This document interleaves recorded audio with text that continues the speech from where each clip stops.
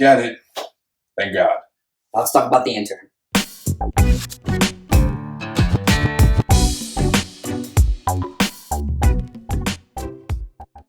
Alright, so I was up late last night, couldn't sleep, turned on the TV, and Nancy Meyers' The Intern was on, and I watched it for the 20th time, and in watching it for a 20th time, I realized how glorious Robert De Niro and Anne Hathaway's performances are, how tangible their chemistry is, how superb the storytelling is, how incredible the direction is, and how much I absolutely adore this film. The Intern is a down-to-earth, heartwarming story of an older but still capable, passionate man named Ben Whitaker, seeking to fill out the void in his life left behind by his wife's passing and his retired status as the VP of a phone book company. He does this by getting a senior internship at an online clothing company called AboutTheFit.com. It's a film that makes me want to call my grandfather every time I watch it, God rest his soul. Because the film emphasizes how timeless certain attributes of people are, such as a chivalrous attitude towards women, dressing for success. These attributes are still relevant despite changing times. The film pairs Ben with Jules Austin, the CEO of AboutTheFit.com. Jules is intelligent and caring of her company. However, her personality is tough to deal with. Unless you're this guy. Jules' main problem is that she has difficulty opening up to people, especially her colleagues. Much to Jules' dismay, Ben is assigned to be her personal intern. Initially, Ben's efforts at helping Jules in any way possible prove fruitless until his charm and sincerity eventually reaches the entire staff of AboutTheFit.com. At first, Jules claims Ben is too observant, but she really finds his presence a bit invasive because his efforts to help her eventually reach far and wide, leading him to stay late because Jules is at the office late, be her personal driver, which leads to Ben being invited into Jules' home by her husband Matt. These things stand out, but Jules notices how these efforts aren't designed to impede her, rather they're thoughtful and sincere. And so, gradually, the two form an amicable relationship. I love how this developing friendship is represented visually. For instance, in the beginning, Ben sits in the front seat driving Jules, and Jules sits in the back. A slew of events towards the end lead the pair to go on a business trip together, and now the two sit in the back seat together, on grounds of mutual respect. Ben always admired Jules, but Jules only began to admire Ben about a quarter of the way into the movie. We cannot talk about this film without talking about the Godfather himself, Robert De Niro, one of the greatest actors who ever lived. No question. Believe it or not, this might be one of my favorite De Niro roles. Now, it's not Taxi Driver or The Godfather Part 2, but this is one damn good performance. His character is also the perfect balance between old and new, and it comes across good in part due to solid characterization, but mainly due to De Niro's performance. His delivery is deep, while maintaining a bit of restraint at the same time. He's the only character in the film who's consistent throughout. Now, not to be overlooked is Anne Hathaway, another fantastic actor. She plays her role just as well as De Niro. Embodying a stressed out but highly functioning CEO, her character has all these quirks and she's just not that easy to deal with for a lot of people. She even admits this to Ben during their heart-to-heart towards the end. There are so many instances where she just talks and talks to the point of aimless rambling that it almost seems like improv. And then, with all this talking, Ben steps in, often keeping his advice or remarks brief and simple. Their chemistry is palpable, and as this film goes on, Jules becomes increasingly attached to Ben, to the point where she needs him. De Niro and Hathaway were really, really good in these roles. What I love the most about this film is that, at the onset, it seems as if Ben needs this internship, when really, it's the internship that needed Ben. What I mean is, every single character doesn't think too much about Ben at first.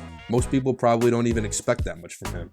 However, all of these characters end up seeking Ben out because of his appealing, outgoing personality, ranging from relationship advice to professional tips or even paternal guidance. While the internship provided Ben the opportunity to shine and be needed, it's Ben himself that wins over all of the young, successful people here. Sometimes the modern world can be overwhelmingly difficult, and sometimes it's a good idea to slow things down and learn from someone who's been there. This film gives off the feeling that in the 50 years between Ben's prime and the present, not all that much has really changed.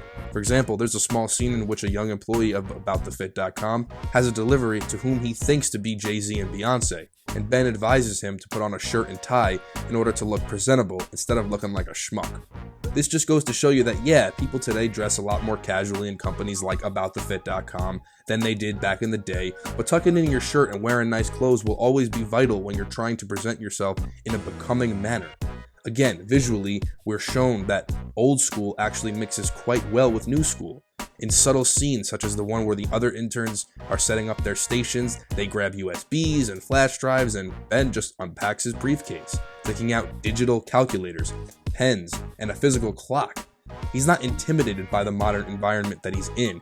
He's confident in himself. So, Ben gets fulfillment out of this internship by gaining the respect and camaraderie of his colleagues and truly becoming a valuable asset to the company. Because Jules doesn't have much for Ben to do initially, he begins helping other employees out where he can. Employees even begin to take after him, like one guy now carries a briefcase like Ben and the other wears his tie.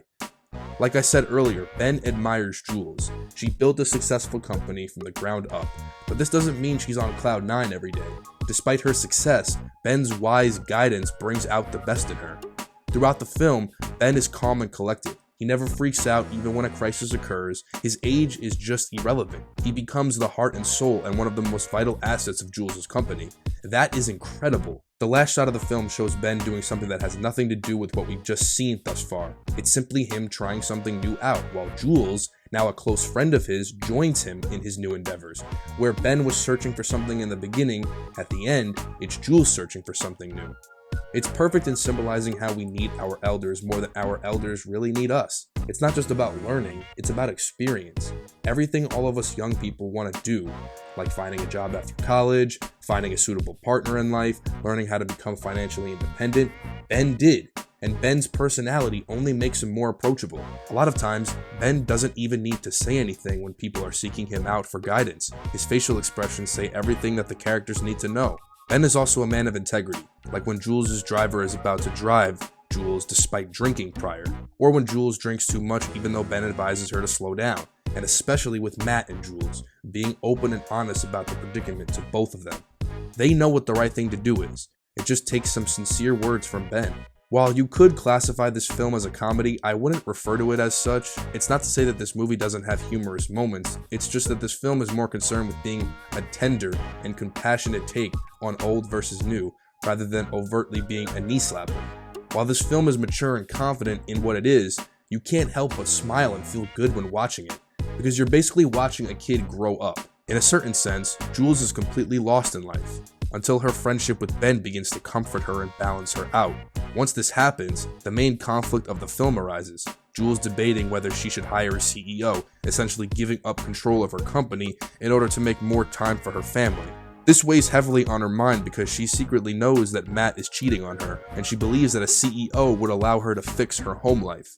It's not only this, but Jules' investors think that a CEO would help propel the company skyward.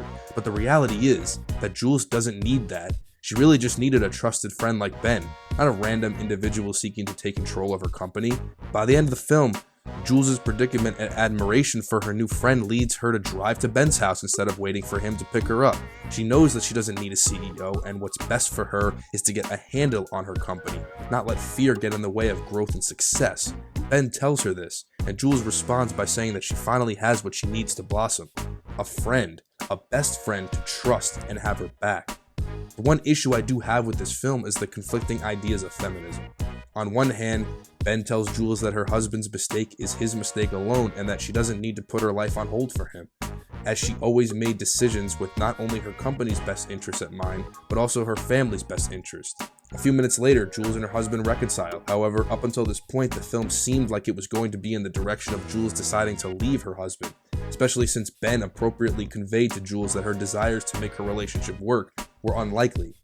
As a truly powerful woman in business, and from a character development standpoint, I think that her decision to leave her husband behind to focus on her life would have been so much more satisfying. Nevertheless, this issue does not ruin the film for me. The Intern is confidently helmed and tells a great story of two people in need of something, then finding it in each other. At the same time, I truly believe this film is a wonderful representation of slowing things down, giving yourself some breathing room. When you're about to reach the pinnacle of success, things go by fast. Sometimes you might not have time to process everything and you might lose control and become sort of stuck or lost. And so sometimes a guiding hand is just what the doctor ordered, a friend to confide in. This is Ben and Jules' story. And as the film advertised, experience never gets old. Thank you so much for watching. If you like this video, give it a thumbs up, comment, subscribe to the channel. I'd be more than appreciative if you did. Have a great day. I will see y'all next week. Take care, everybody. Stay safe.